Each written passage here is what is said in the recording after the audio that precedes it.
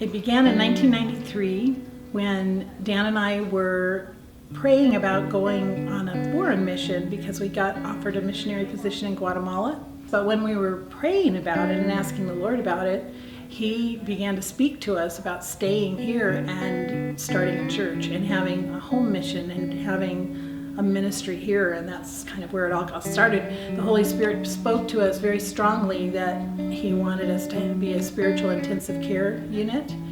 We just provide a place where people who are struggling with different issues or who are lonely or who are just marginalized in our little town can come and find a family and a home and love, and so we just pour our hearts out as best we can to anybody who's needy. Many churches are called River of Life, but not too many are called Rivers of Life. So we saw that our church would be a place that each one of us could minister in God's name, not just the pastor or the administration or whatever, but that we would be agents to help and train each and every one of us to minister in whatever way God has ordained each of us to do. The heart of our ministry is not so much the physical needs provision, even though we do that.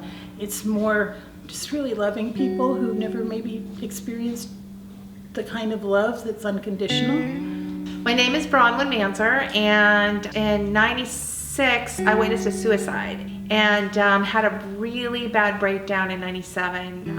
Ended up in and out of the hospital. I was psychotic, had some psychosis, had some self-injury issues, and just, it was really bad. It was really bad. It was rough on my kids.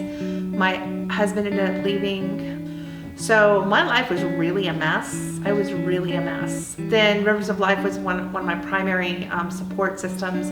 They didn't look at me as being a lost cause. They didn't look at me as being just someone that's just a sick person that just needs all this help. But they saw me as being someone that can help in the church, that can participate. Now I want to be part of the solution and part of the, being that person that can reach out and help people, just like they did with me. Tom Norris did all the crazy stuff. Drinking, drugs,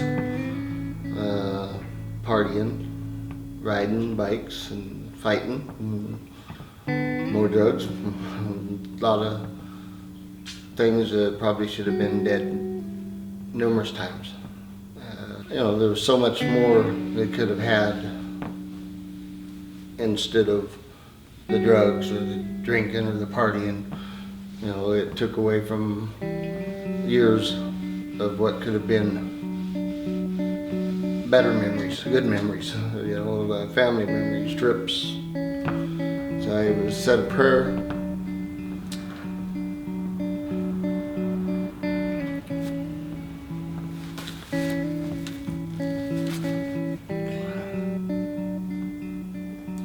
Asked the Lord to take care of my wife and kids. With Jesus and Rivers of Life, it's a lot better than it was, that's for sure. Yeah, I'm not doing the dumb stuff, ungodly stuff, and walking with the devil, and instead I'm walking with the Lord. So yeah, that's what Rivers of Life has done for me.